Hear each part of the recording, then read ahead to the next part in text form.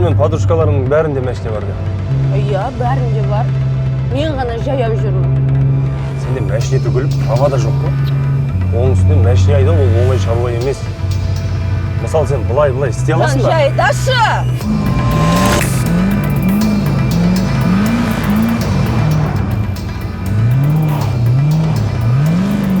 Светофор, жат, үлгермейміз! Уайымдама, сүлгілем! Үлгермейміз, жат, тоқтасын!